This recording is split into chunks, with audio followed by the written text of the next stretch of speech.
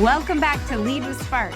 If you've been laid off, or you're quietly scrolling job boards at midnight, or you've had that feeling of, I cannot do this for the next 20 years moment, today's episode is for you. Because career transitions can feel equal parts of exciting and terrifying. My guest today is Camille Fetter, and she brings the calm confidence and real-world strategies that you want in your corner when you're making a career move. Camille is a nationally recognized executive search expert and the founder and CEO of Talentfoot Executive Search and Staffing. There she helps companies through the growth stage, and I'm talking from $5 million to $500 million. They scale by placing the top 1% of executives in sales, marketing, technology, and finance. For over 2 decades, she has advised founders, private equity partners, and C-suite leaders on building leadership and go-to-market teams that drive growth and transformation. But what I love most about Camille is her belief that the right job can change your life. And she doesn't just say that, she has lived it. Starting her career in the crisis line work where she learned how one powerful conversation can be so impactful.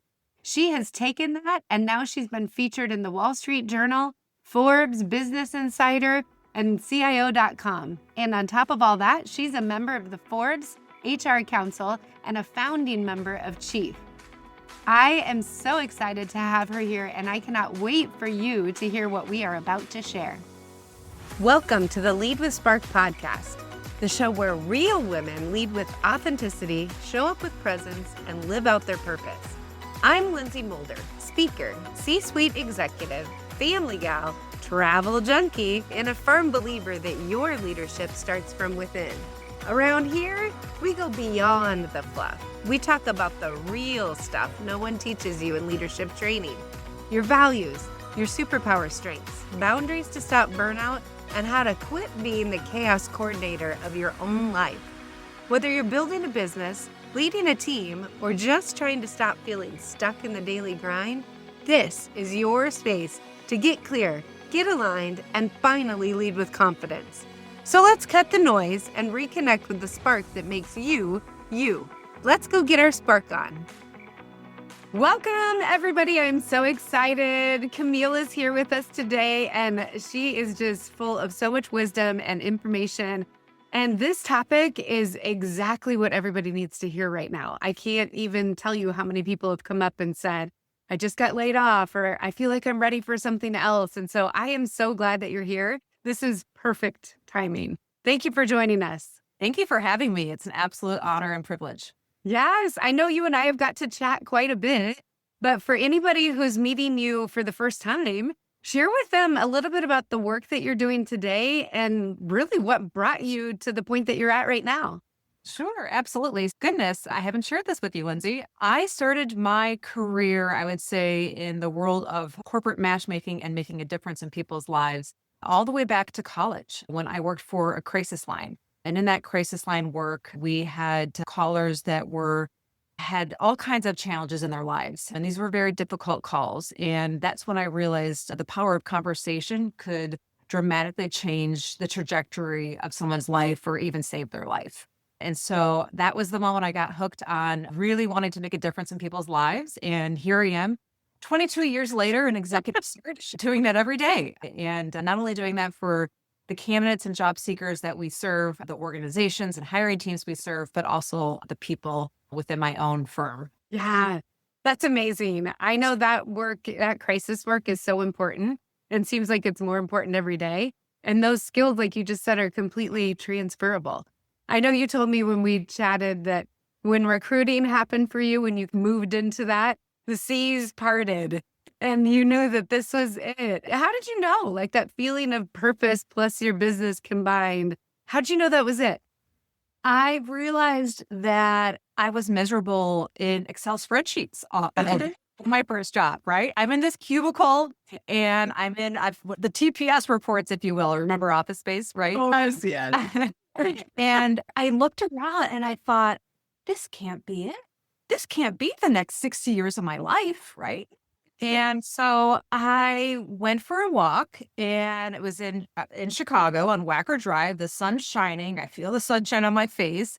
And I thought to myself, when was I happiest? When was I most fulfilled in my life? And I realized it was the crisis line. And then the next obvious question I asked myself was, why? Why was I so fulfilled by that work? And the answer was because I was making a difference in people's lives. So I went on an interview with a recruiter looking for what was next, thinking maybe she'll help me gain some clarity, right? And I fell in love with our conversation, with her talking to me about my hopes, dreams, and aspirations. And I stopped her halfway through the interview and I said, wait, do you enjoy what you do for a living? And she's like, oh, okay, sure. We could talk about me for a moment. And she goes, I get to impact people's lives every day. I get thank you notes every day just for doing my job.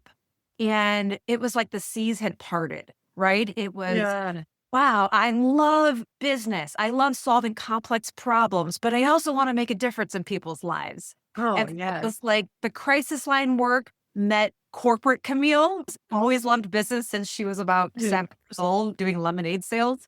And I felt I was 22 years old at that time. I got really lucky to have that kind of epiphany at such a young age. You did. I know we talk about that a lot in the work that I do with Spark Life. It's almost where your purpose and your meaning intersect with your superpowers, because you know that you're going to be able to use your strengths, which gives you that motivation and energy. And you're doing it for something that's meaningful for the rest of your life. That's exactly to right. get to that. And you could do that at any age. So you're lucky at 22. I was over 50 when I finally took the plunge, but that's exciting. Yes, So, I do believe we work for a lot of organizations that will say, gosh, we sell widgets. But then when I really peel back the layers and I get to know the executives and what gets them out of bed every day for that organization, I often uncover, you know what, you're selling more than widgets. And we start to distill, you know what, there's real mission behind your organization. And I see the light bulbs go off, right? They're like, wow, we didn't realize the erasers we sold actually could make a difference in all the schools that we serve because do philanthropic work and help them with fundraising. And right, they start to really uncover a mission that maybe wasn't so front and center for them before we start to really peel back the layers. oh, absolutely. Some of our listeners might not even understand what executive search actually means. So I know what you're doing, but maybe explain what's happening behind the scenes at your company. Sure. We are hired by organizations that cannot afford to make a hiring mistake, right? It's high stakes. Often these are high growth organizations with investors involved, right? And they really oftentimes have these pretty ambitious growth goals. So an organization may come to us, for example, and say, we're a $40 million business today. We're looking to be a $200 million business in the next 3 to 5 years. We're focused on value creation and we want to exit, right? So they come to us looking for the leaders that can bring the playbook to the table to help them achieve their growth thesis and the outcomes that they're looking to achieve ultimately for oftentimes is a successful exit. They're looking for the individuals that can say, I've been there, I've done it before. And we go out and we headhunt the best. Usually those that we are recruiting are not looking. So I'm sure many of your listeners have received calls right throughout their career from folks like ourselves. It's very strategic. It's with a lot of precision. When we kick off a search, we'll oftentimes identify 25 leaders who are the absolute bullseye, and we call them until we get their attention. I love that. I love that. Now, one of the things that has always impressed me is you always come with statistics to back up why your business is important and kind of what's happening in the market right now. So any blinding or flashes that we should really be paying attention to? Sure. I know a lot of your listeners are women. So, what's fascinating and interesting to me is the evolution of women in leadership roles. I believe we have increased women in leadership roles about almost 40% since the 1980s. Amazing. Yes. But there's still a long ways to go. Yeah. So only about 35% of global leadership roles today are held by women. So they're still a minority, right, in terms of leadership roles.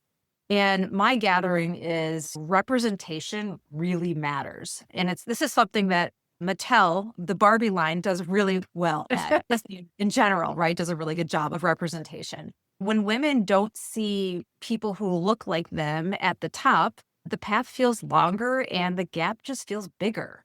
So we're on a mission to get more women in leadership roles, get more women to advocate for themselves, because it's not only something that women are incredibly capable of, but there's also a lot of data and science research that's been done around companies with more women in leadership actually consistently outperform on profitability and decision making.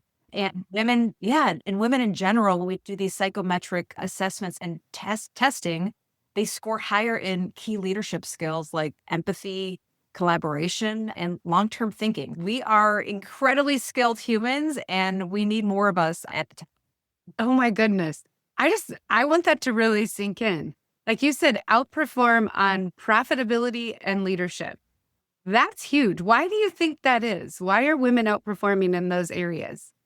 We're highly empathetic. Many of us are managing households and lots of logistics, and we are forced to use both our right brain and left brain since the beginning of time. And there's a lot of science behind that, right? That women are able to tap into both of their hemispheres in terms of their brain simultaneously because of the multitasking that we've been tasked with for centuries. So I think we often underestimate our abilities, and it's time that we change that.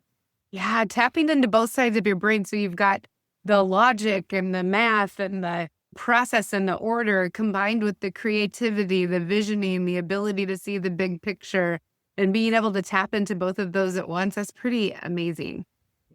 I know we got a lot of A players listening to this already, but we also have a lot of A players that are looking for their next role.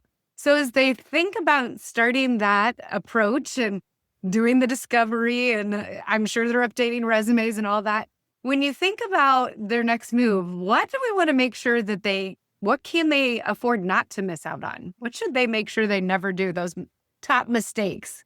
Top mistake. So a couple things. We do have a lot of executives that will come to us and they will say, you know what, I just need something different. I'm burned out or I'm bored, right? And they want to pivot. And oftentimes they believe that they need to completely jump their entire industry, right? To make a career pivot. And that could not be further from the truth. Instead of completely feeling like you need to leap industries, you need to look sideways, I would say. And this is a big mistake that executives make. They don't think about moving sideways and looking sideways in general. And what do I mean by that? They really need to take the time to identify adjacent industries with similar business models, similar economics, similar problems to solve. And this is so reflective of the work that we do. We have executive teams coming to us all the time looking for talent. And oftentimes they're looking to drive transformation or change.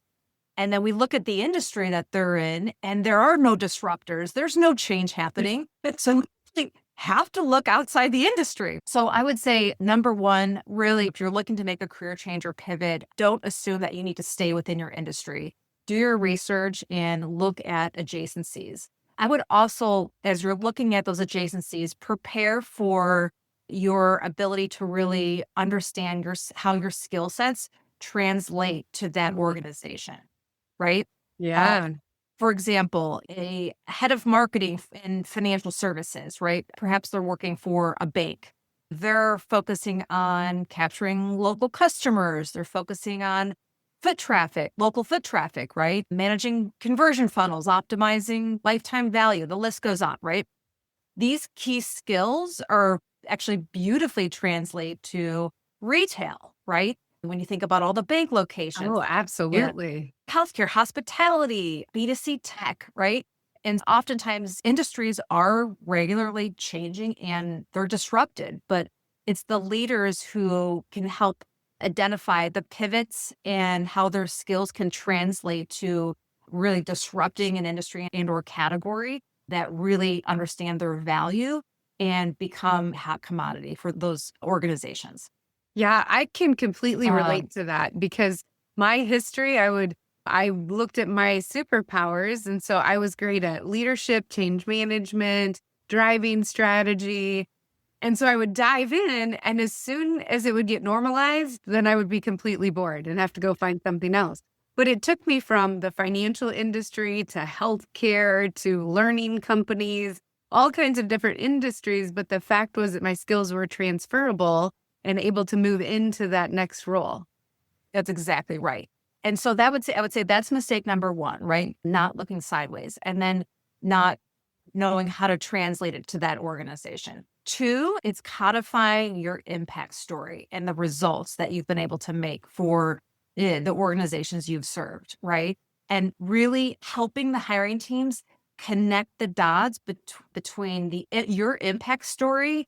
For example, you took a $20 million business that was maybe a $20 million division that was 10% profitable into a $35 million business. In 3 years, that's now 25% profitable. How you did it, how you built the teams, what the strategy was, and helping that new organization connect the dots of how that would translate to their business. But really codifying your impact story that must be measurable and showcasing that to the new organization. Is that showcased in the resume, the interview? How do they actually showcase that when they're one of a million applications that might be being sent to that particular role? It should definitely be all over the resume. So we say, when we get resumes, we're scanning for metrics. We're scanning for numbers, right? We're scanning for measurable impact. So if it's all qualitative, right, you're probably moving on to the no pile, right? It's really important. Every win you have, I tell executives, start an Excel spreadsheet, right? And start just adding to that Excel spreadsheet, have a career Excel spreadsheet of your impact stories. Every win, every project, every impact that's measurable, just add it to that Excel spreadsheet. Don't lose sight of it, because you never know when, a success story, whether it's internal for a promotional opportunity or you're taking it to an interview 20 years from now, 5 years from now, you can go into your inventory of impact stories. And so it's important to have it on the resume and then know how to speak to it and include it in your elevator pitch. Oh, I love that. That is solid advice. But too often we wait until you're in that moment where you're already looking, and then you can't go back and put metrics to that because it's been too long or whatever. So I would encourage people, even create that spreadsheet, go back and look at your performance reviews right now and start to write those numbers down so that you don't forget. Exactly right. Yeah. You touched on something else that I want to ask you. So a lot of women, we feel like we need to be 100% ready. We need to have every single requirement that's in the job posting, or we can't apply for it. We can't even have the conversation. We're not qualified. All of that mind babble that kind of goes on in the back of our mind. From your perspective, when do you think that people should actually be prepared to take the next step? How should we be thinking about that? Yeah, so I love this question because it comes up often among our executives that we serve. So I'm a big believer in when it's clear when you're ready because you stop learning, right? Oh, And those who work with me and know me well, they know I'm obsessed with the growth mindset and I'm obsessed with learning every single day, right? One of my mantras is to try to be 1% better every day. So, the moment growth plateaus, so do you, right? And I believe when you stop learning, you slowly stop living. And I remind myself of that every day. And it's interesting because when I've reflected on my life and the moments where I've plateaued in my learning, I don't feel alive. So really, in my opinion, work should not just compensate you, right? It should stretch you. It should evolve you. It should fuel your ability to become the best version of yourself. We only get one shot at this life, right? And we might as well make it count. One of my favorite quotes by Mae West is, "You only live once, but if you do it right, once is enough." oh, I love that. But right? So good. That is good. I have never made that connection, but that's spot on.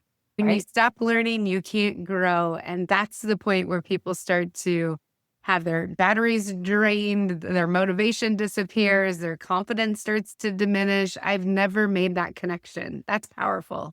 And growth is uncomfortable, right? And I guess I've always been obsessed with pushing myself and being surrounded by people who push me and challenge me, because that's how I grow. And it's being comfortable in the uncomfortable is so powerful. And it's something that I encourage everybody to get comfortable with, right? And ask yourself, like, are you getting complacent? Are you just comfortable in your job today? Are you comfortable with your life today? There's areas of our life where comfort is a really good thing, right? But when it comes to building a career, right, and growing as a human, you have to be uncomfortable at times, right? That's Yes. where the most important growth happens.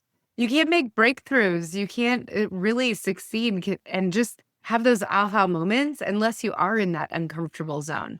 I love that. I'm with you on the growth mindset and abundance mindset. And so I get so frustrated when I see people that are shut down to that opportunity because you know that they've capped their potential.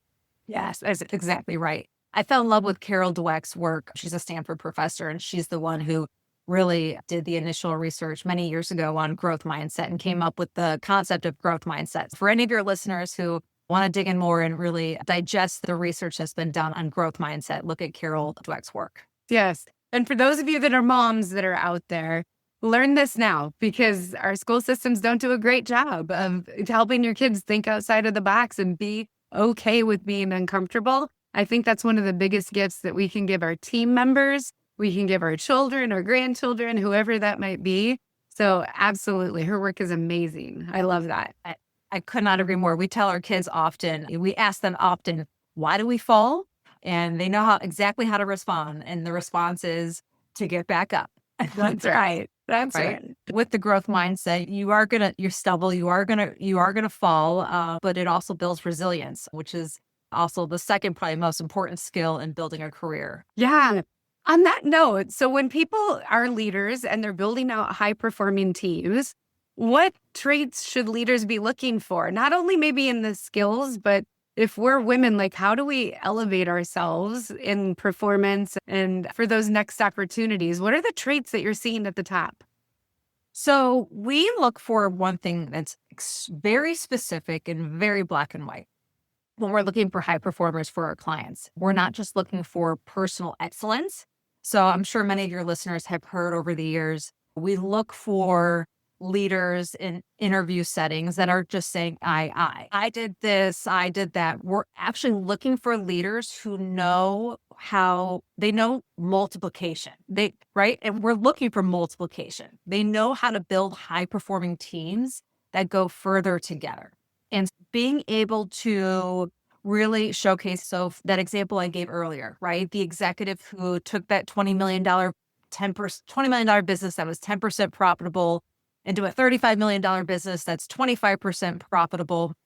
That impact story tells us everything, right? It tells us they know how to hire. It tells us they know how to drive alignment. It tells us they know how to execute. And then it tells us they know how to scale a business. They didn't do that alone. And so we really believe that the best leaders really understand how to build systems and teams that create sustainable growth, right? And frankly, any leader's job is to put themselves out of a job, right? To build systems that really are able to live on far beyond them once they're gone, right? Yeah.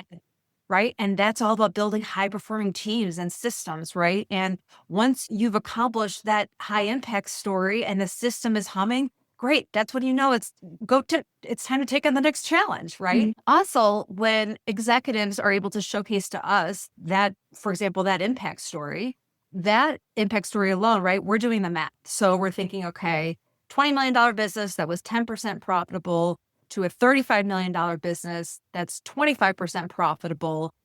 That individual helps drive over $6 million in EBITDA for that organization year over year. So when they're asking us, when we're saying, what are your compensation expectations?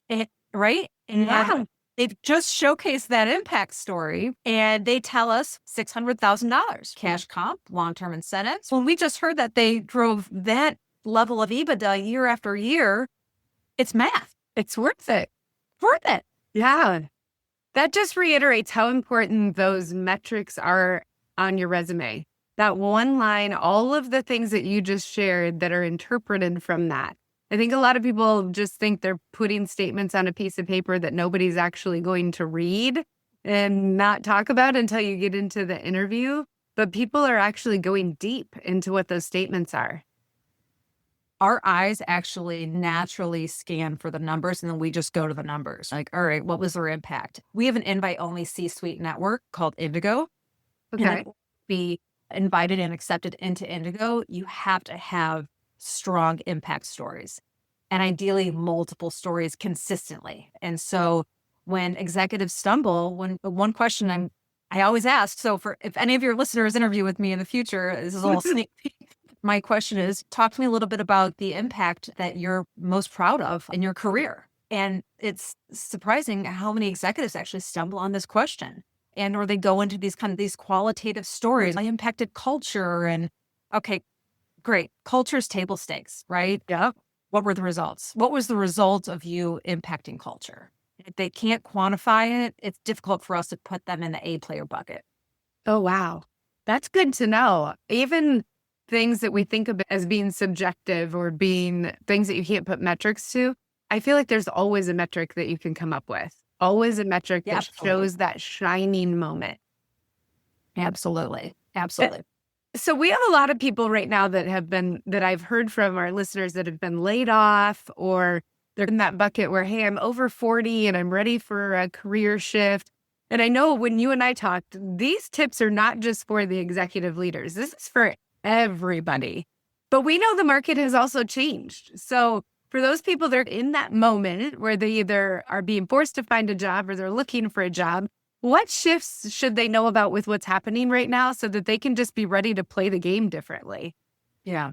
So everybody's looking for impact, right? They're looking for those measurable success points. So have those ready, have your elevator pitch down, right? Rehearse the interview questions. Another question that a lot of job seekers struggle with is, tell me about yourself. It's a test. Right? A lot of job seekers will go on and on. And well, I've got 4 cats at home. So Yeah. we are interested in your personal life, but keep it high level and right. Where you may have grown up and right. What impacted you in terms of who you are today and right. What that means for benefiting an organization, but keep it really tight. It should be a 90-second answer and ideally weaving in your impact story. So I would say, go through all the standard interview questions, rehearse them in the mirror, rehearse them with families and friends. Once you get the interview, that's a celebration in itself. That you got the interview because the employer believes that you're qualified for the job on paper.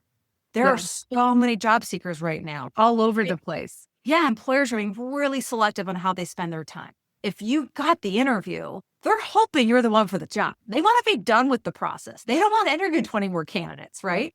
So you should go into that interview prepared and confident that you got the interview. Now it's just a matter of they believe you're qualified on paper, like I said, right? Yeah. And of forging rapport, right? And helping them connect the dots to what they're looking to achieve for that organization and what their expectations are for that hire and that seat. And are you someone that has the proven track record that can get that job done? Yes. Yeah. I could see how some of those questions would trip people up because you're automatically thinking, how much personal do I share? Do I only focus on professional? How do I keep it all tight? So that practicing piece is huge. Yeah. Yeah. It really is. And it's something that I see is overlooked often and catches people off guard. So, Yeah.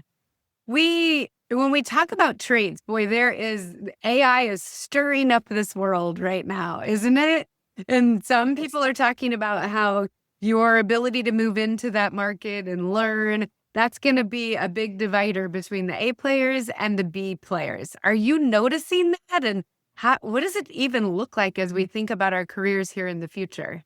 yeah. I'm sure many of your listeners have heard the famous saying, we're not going to be replaced by AI, but we will be replaced by the individual who is using AI Yes. to augment their work. So Right? true. Yes. It is. It's those that are not leaning in and becoming complacent, and they're gonna become obsolete and irrelevant real fast. right? So it's really important to lean into these tools, evolve your skill set, and be able to find ways to do more with less, because that's what every employer is looking for, right? And it's actually creating, I see AI creating more work for us Yeah. because employers are now expecting even higher performance and more efficiency. And gosh, if AI can handle this mundane work for you, I've got 6 other things for you to do. So yeah, you That's the piece definitely of need it. AI that I love that I feel like so many people are missing out on is you can take those small tasks and move them to AI, which allows you to actually use your mind more,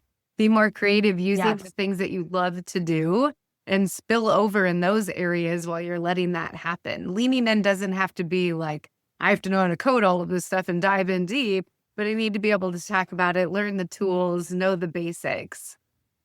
Absolutely. It's using AI as a thought partner, right? And I always see it as I've got a little Harvard MBA in my back pocket, right? At all times that I'm collaborating with, right?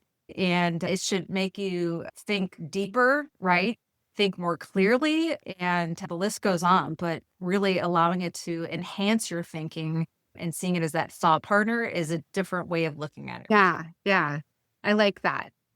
If you could give our female listeners who are leaders just one framework or a set of steps to evaluate both their career direction and the strength of their teams, what would that be? Gosh, I would say they need to start by asking themselves, are they fulfilled in their work? Everybody can see when they're working for a boss and a leader that is just miserable. And no one wants to work for that individual. They make everybody's lives miserable. Lynsey, Yeah. I'm really big on fulfillment, as probably your listeners have picked up on. And I believe that if we are doing work that plays to our strengths, then typically we find fulfillment in our work, right? So you should ask yourself, are you doing work that fulfills you?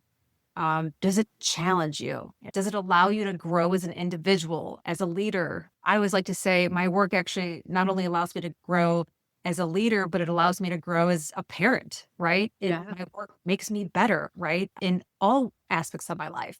And then I believe that this the saying goes that we should double down on our strengths and forget our weaknesses. Amen. And I'm a huge proponent of this. I could not agree further. I could not agree more with that statement and that philosophy. And if we are able to really double down on our strengths and our superpowers, our strengths become amplified and it makes us exceptional. And when we're exceptional, we become very hard to ignore. Oh, yeah. You Right? become magnetic. People want to be around you because they see that you're doing the things that you love. I do know there's a lot of people that kind of get stuck in that. I want to be fulfilled. I want to have the same experience as you. Do you have just maybe one reflective thought that you would give to them to say, really think about this as you're thinking about your next steps? There's a lot to share there. I think just remind yourself life is short and you've got to find work that you love and work that makes you better, right? And work that allows you to evolve as a human. And if you're just really not finding that, go out and talk to and interview 10, 12 different women or whomever you may aspire to be and ask them to share their stories. People love talking about themselves, right? And they love sharing their stories with others, especially if it's going to allow them to learn and gain some clarity from their own life experiences, right? There's always new opportunities and ways to reinvent yourself and find new paths. But I would absolutely encourage your listeners to understand their strengths. And of course, as leaders, understand the strengths of your teams, right? So we do something here called the Hogan assessment. It's a psychometric assessment that tells us and reveals more about us than typically we say our families even know about us. What it does, it reveals really our personality traits and drives a level of self-awareness that is priceless. And Hogan assessment is something you can do as an entire leadership team as well. And it really reveals patterns about individuals that they didn't necessarily know or see in themselves. And then everybody else starts to learn those patterns, right? And for example, and actually, I also want to share with your listeners, there's a more highly accessible personality assessment that you can do. It's called the Enneagram. I'm Oh, sure yeah. right? You've done the Enneagram. Oh, yes. Yeah. It's incredibly powerful, right? There's 9 personality traits or types. And it allows teams to really understand each other's motivations and stress patterns, right? So for example, for me, I'm a 7 on Enneagram. So I'm an extreme visionary, right? Very future focused, big energy, right? But under stress, I move to a 2. And a 2 is overly involved and a perfectionist, right? So my team knows this about me, right? They know when I'm normally a 7, but when I'm stressed out, I become a 2, right? And so they call me out on it. And I've got the self-awareness and they've got the awareness, and it creates about this, and it creates safety and speed, right? Among our team. Know yourself, know your team, and build accordingly. These all really should fuel ultimate success in your life and in your career. Yeah. And as a leader, it creates that common language where you all know what you're talking about. I used to actually introduce myself with traits from personality assessments just to be open and honest and share. I know my weaknesses and I know my strengths. And I need you guys to help call me out on those. Creates a bond. Yeah. Yes. And that vulnerability, right, just builds dynamite teams, right?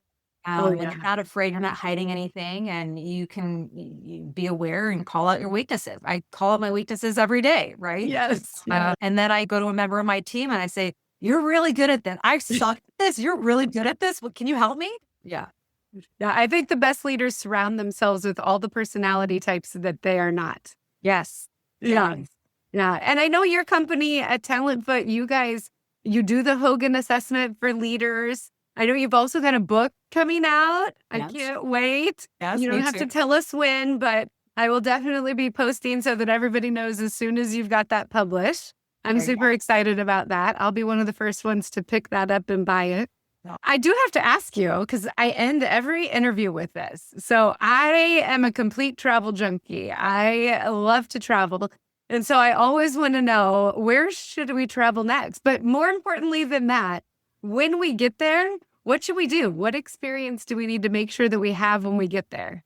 I love to travel too, Lynsey. I have a goal of 6 trips a year. So 4 domestic trips and 2 international trips. And I made this decision 6 years ago, and I've been able to accomplish it every single year. I do a lot more domestic travel for work than 4 trips, but these are all personal trips, right? Yeah. Yeah.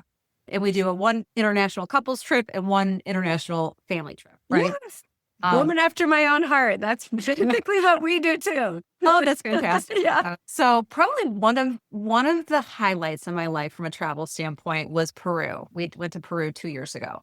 And of course, when you go to Peru, you have to see Machu Picchu. Oh, yes. It's an incredible human experience, right? Just seeing how advanced these people were, right? And how they lived. And then the food was just outstanding. The people were beyond kind. Everything, just beautiful landscape, right? Beautiful mountains. And I can't wait to go back. You definitely need to prepare for the altitude. We actually took some medicine for the altitude in advance, and it was you work your way up. Yeah. But Peru is just an absolute beautiful country and a beautiful culture. Oh, I can't wait. That is on my list. I have not gone yet. I've been all around it, but I haven't actually done that. So exciting. It's going on the bucket list. Thank you. It has been so great to have you here. I wish that and I'll probably do this in the show notes, like you gave so many pieces of wisdom that people really need to capture and think about. It's just amazing. There's so many takeaways that I couldn't even summarize them all right now. So thank you for your time and just your wisdom that you're sharing. I love your mission. I know that you are lifting leaders up and making that ripple effect in the world. And so I just appreciate you being here. Thank you. Thank you for having me. I love the conversation, and all the best to all of your listeners. Thank you for being with us. Yes. So all you listeners, go out this week and lead with spark. Well, that's it for today. Thanks for being here and for doing the work to lead yourself first. If this episode sparked something for you, take a second to subscribe, leave a review, or share it with another woman who's ready to own her leadership. And remember, the way you lead your life is the way you lead everything else. If you or your organization are looking for a speaker, an impactful workshop, or an executive coach, head over to lynseymoulder.com and let's connect. Keep showing up. Keep leading with spark. You got this. I'll see you next time.